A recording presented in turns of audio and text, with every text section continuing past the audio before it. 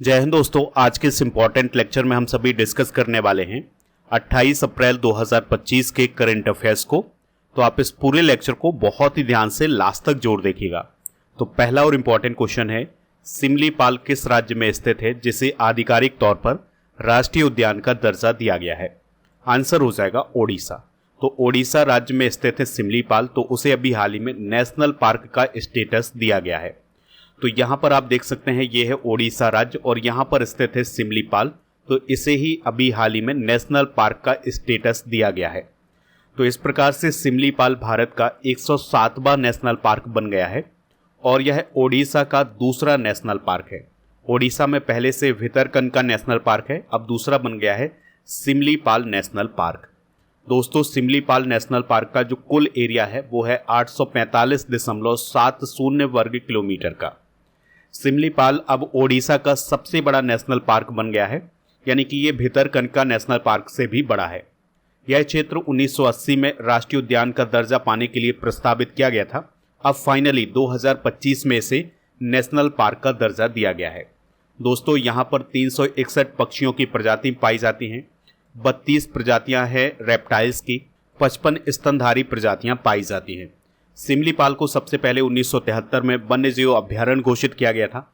फिर 2007 में इसे क्रिटिकल टाइगर हैबिटेट घोषित किया गया था। दोस्तों, बात करते हैं कि भारत में नेशनल पार्क का दर्जा कैसे दिया जाता है।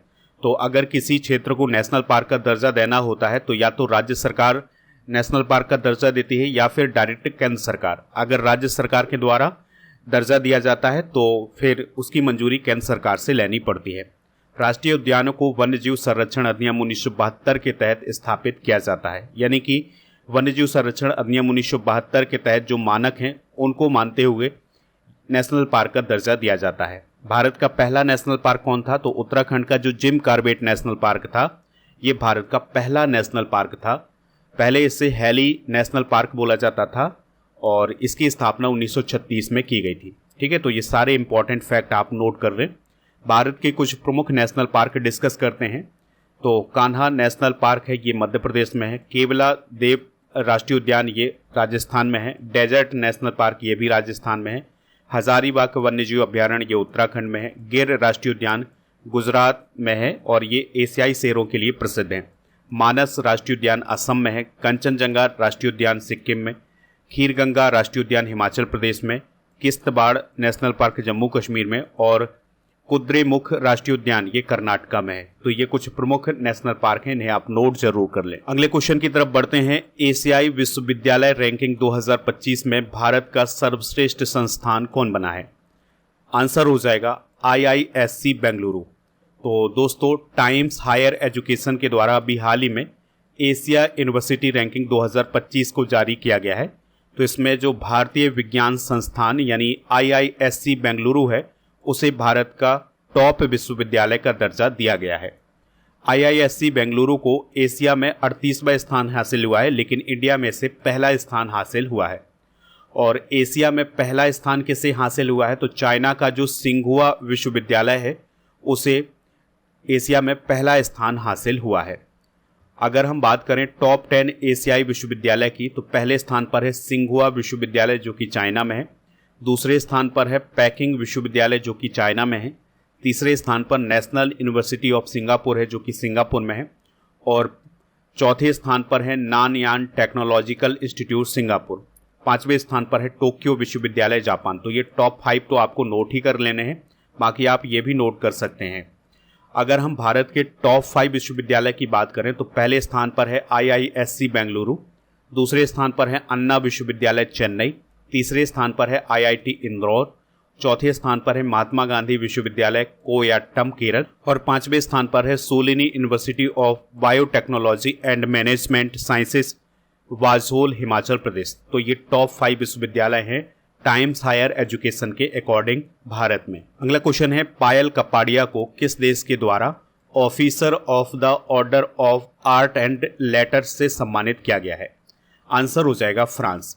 तो दोस्तों, फ्रांस के द्वारा भारतीय फिल्म निर्माता पायल कपाड़िया को officer of the order of art and letters से सम्मानित किया गया है।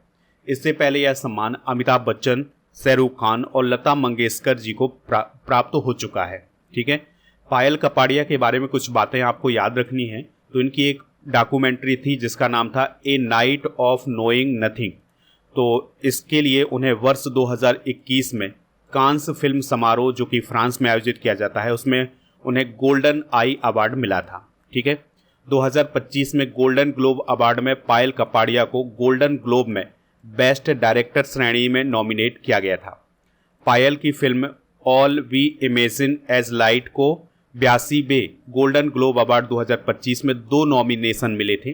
पायल की फिल्म आफ्टरनून क्लाउड्स को 2017 में कांस फिल्म महोत्सव में प्रदर्शित किया गया था। इसके अलावा उनकी 2024 की film All We Imagine as Light ने 77वें कांस फिल्म महोत्सव में ग्रैंड प्रिक्स जीता था। इस प्रकार से यह प्रतिष्ठित पुरस्कार जीतने वाली वह पहली भारतीय निर्देशक बन गई थी।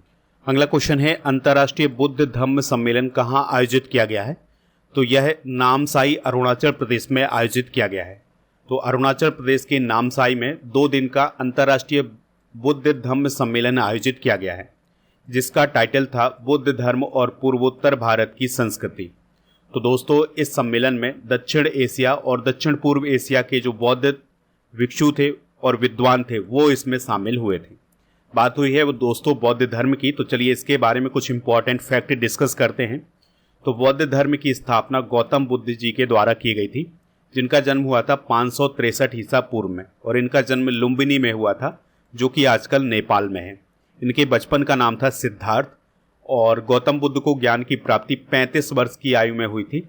इनके पिता का नाम था शुद्धोधन और इनकी माता का नाम था महामाया और इनका जो पालन पोषण था वो उनकी मौसी गौतमी ने किया था। इस बात को भी आप याद रखिएगा।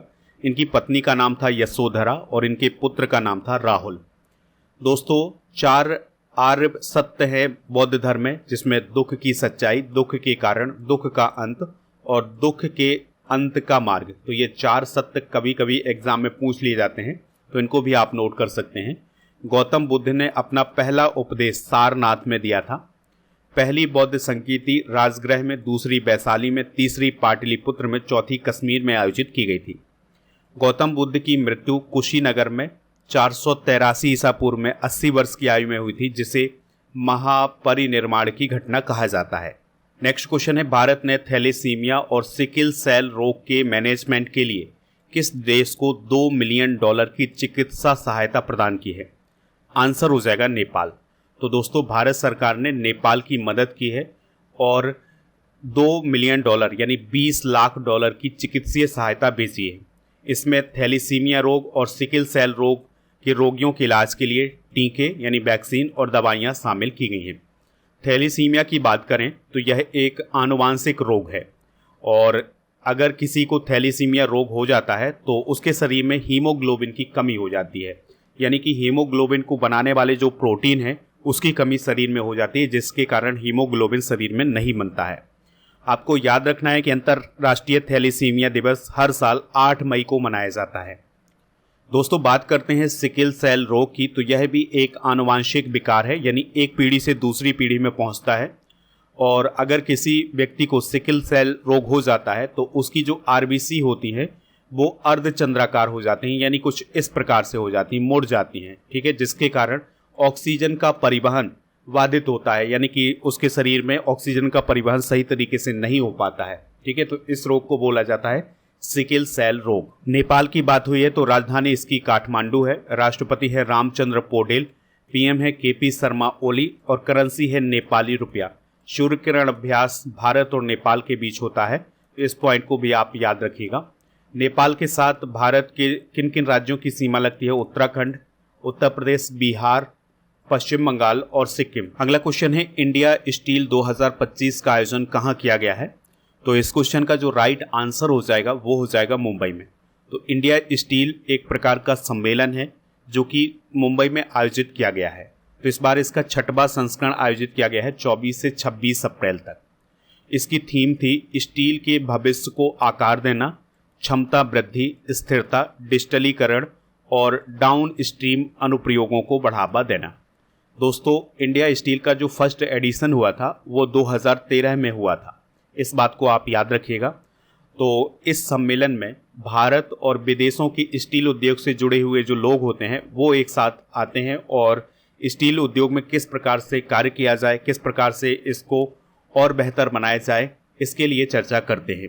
आपको एक बात याद रखनी है कि चाइना के बाद भारत दुनिया में कच्चे इस्पात का दूसरा सबसे बड़ा उत्पादक देश है और अप्रैल से दिसंबर 2024 के दौरान भारत में कच्चे इस्पात का उत्पादन 110.99 मिलियन टन हुआ है।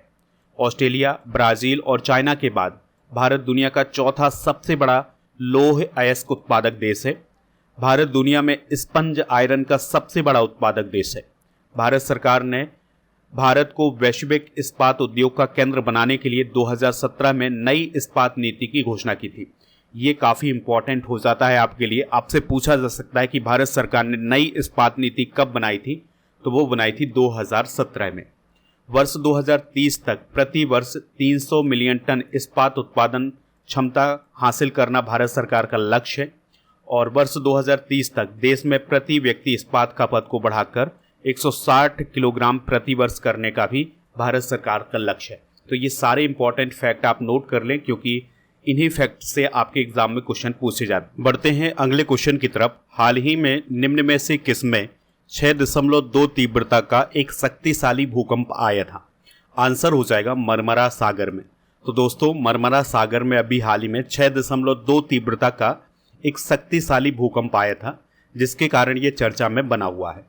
अगर हम बात करें मरमरा सागर की तो यह यूरोप और एशिया के बीच स्थित है। ठीक है, तो यह है यूरोप और ये है एशिया, तो इसके बीच में है सी ऑफ मरमरा और यह तुर्की के पश्चिमी भाग में स्थित है। तो यह है तुर्की, तो तुर्की के पश्चिमी भाग में स्थित है मरमरा सागर। यह तुर्की के एशियाई और यूरोपीय हिस्से को प्राकृतिक रूप से जोड़ता है, यानी कि जो तुर्की का यूरोप वाला हिस्सा है और जो एशिया वाला हिस्सा है इसको प्राकृतिक रूप से जोड़ता है कौन? मरमरा सागर। यह एजियन सागर और काला सागर के बीच एक सेतु की तरह काम करता है। तो यह है ब्लैक सी और दोस्तों यहाँ पर है एजियन सी, तो इसके बीच में स्थित है ये मरमरा सागर। इसका क्षेत्रफल 11,350 वर्ग किलोमीटर और इसकी जो औसत गहराई है वो 494 मीटर की। दोस्तों मरमरा सागर में एक प्रसिद्ध बंदरगाह है जिसका नाम है चैन काले बंदरगाह है। मरमरा सागर की सीमा केवल तुर्की से लगती है, इस पॉइंट को आप याद रखिएगा। ठीक है, तो ये तुर्की देश आप देख पा रहे हैं, ये वाला हिस्सा भी तुर्की का ही हिस्सा है लेकिन ये वाला हिस्सा यूरोप के अंतर्गत आता है, ये वाला पार्ट एशिया के अंतर्गत आता है। ठीक है, और यहाँ पर स्थित है मरमरा सागर। तो जो मरमरा सागर की सीमा है वो केवल तुर्की देश से लगती है, इस पॉइंट को भी आप नोट कर लें। अगला क्वेश्चन है, हाल ही में भारत ने किस रोग के लिए जीन थेरेपी में सफलता हासिल की है? आंसर हो जाएगा हीमोफीलिया। तो दोस्तों अभी हाल ही में ब्रिक इन स्टेम और CMC बेलोर नामक संस्थानों ने हीमोफीलिया के लिए भारत के पहले मानव जीन चिकित्सा परीक्षण का सफलतापूर्वक संचालन किया है। अब इस पर मानव के ऊपर इसका प्रयोग किया जाएगा। ठीक है, ये जो थेरेपी है ये मानव के ऊपर इसका परीक्षण किया जाएगा। हीमोफीलिया की बात करें तो यह वंशानुगत रक्तस्राव विकार है, यानी कि यह एक पीढ़ी से दूसरी पीढ़ी में जाता है और हीमोफीलिया में रक्त जमने की जो क्षमता है वो कम हो जाती है, यानी कि अगर कभी कोई छोटी चोट भी लगती है तो ऐसी स्थिति में लगातार रक्त बहता रहता है, रक्त जमता नहीं है। दोस्तों आपको याद रखना है कि विश्व हीमोफीलिया दिवस हर साल 17 अप्रैल को मनाया जाता है। अगला क्वेश्चन है, कैलाश मानसरोवर यात्रा 2025 भारत के किन राज्यों से की जाएगी? आंसर हो जाएगा उत्तराखंड और सिक्किम। तो देखिए 5 साल बाद कैलाश मानसरोवर यात्रा फिर से शुरू होने वाली है। अब ये 5 साल बाद क्यों हो रही है? क्योंकि बीच में कोविड आ गया और चाइना और भारत के बीच टेंशन हो गई थी, तनाव हो गया था, जिसके कारण ये मानसरोवर यात्रा नहीं हो पा रही थी।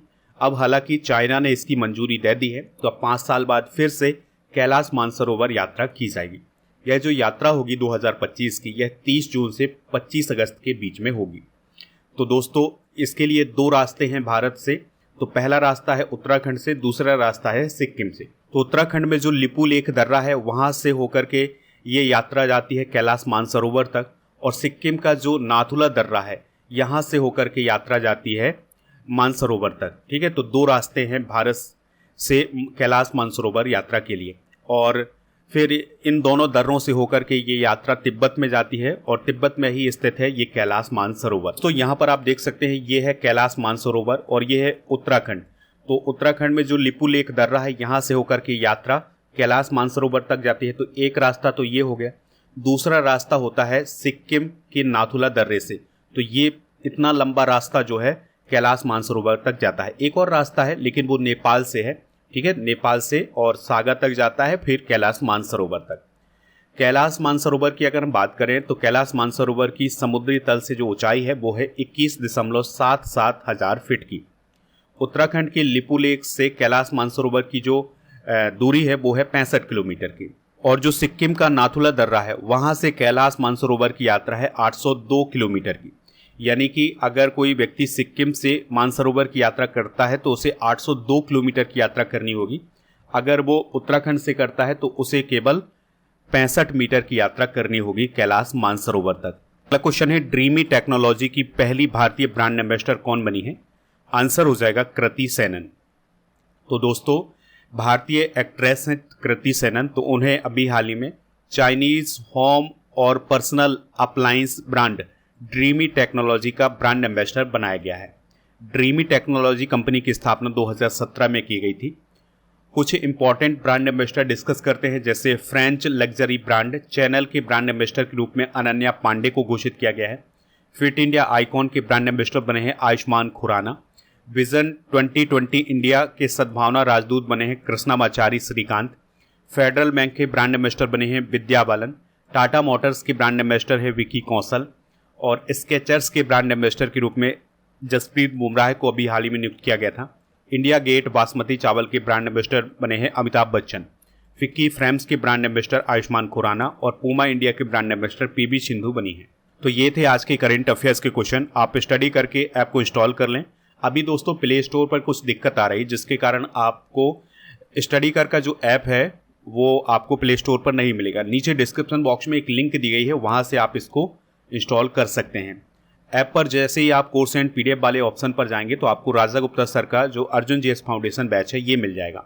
अगर आप इसको ज्वाइन करना चाहते हैं तो इसके लिए आपको अर्जुन 300 कूपन कोड यूज करना है। इस कोर्स की जो वैलिडिटी है वो 2 साल की है। अगर आपको कोई दिक्कत परेशानी आती है तो आप इस नंबर पर भी कॉल कर सकते हैं। चलिए अब कल के करंट अफेयर्स को रिवाइज कर लेते हैं।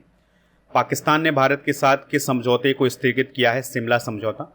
जम्मू कश्मीर आतंकी हमले के बाद भारतीय वायुसेना द्वारा कौन सा अभ्यास शुरू किया गया है? आक्रमण अभ्यास। 2025-26 तक राष्ट्रीय शून्य खसरा रूबेला उन्मूलन अभियान किसने शुरू किया है? जेपी नड्डा। भारत की सबसे लंबी रेल सुरंग का निर्माण किस राज्य में हुआ है? उत्तराखंड। हाल ही में मैग्नीशियम हाइड्रोक्साइड का उपयोग करके गैर परमाणु हाइड्रोजन बम का परीक्षण किस देश में किया गया है? चाइना में। भारत का पहला क्वांटम कंप्यूटिंग गांव किस राज्य में डेवलप किया जाएगा? आंध्र प्रदेश। विश्व बैंक ने भारत की जीडीपी वृद्धि दर का अनुमान संशोधित करके कितना कर दिया है? 6.3%। बाघ अभ्यारण्य बफर जोन विकास योजना किस राज्य में शुरू की गई है? मध्य प्रदेश। पुणे फिडे महिला ग्रैंड प्रिक्स 2025 का टाइटल किसने जीता है? कोनेरू हम्पी। किस देश ने सैनजो 20 मिशन लॉन्च किया है? चाइना। लता मंगेशकर दीनानाथ पुरस्कार 2025 किसे दिया गया है? कुमार मंगलम बिरला।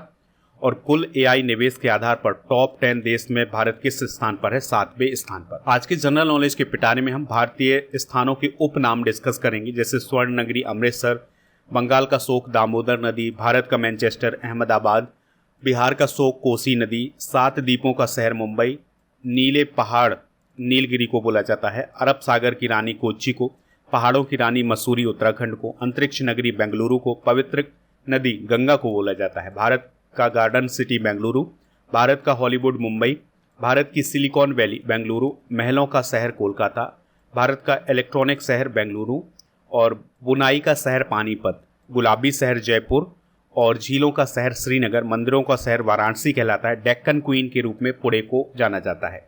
कल के करंट अफेयर्स में आपसे जो क्वेश्चन पूछा गया था उसका आंसर था लखनऊ। आज आपके लिए क्वेश्चन है, गौतम बुद्ध ने अपना पहला उपदेश कहाँ दिया था? ठीक है, जो भी इसका राइट आंसर हो कमेंट बॉक्स में आप हमें ज़रूर बताएं, हमें इंतजार रहेगा आपके आंसर का।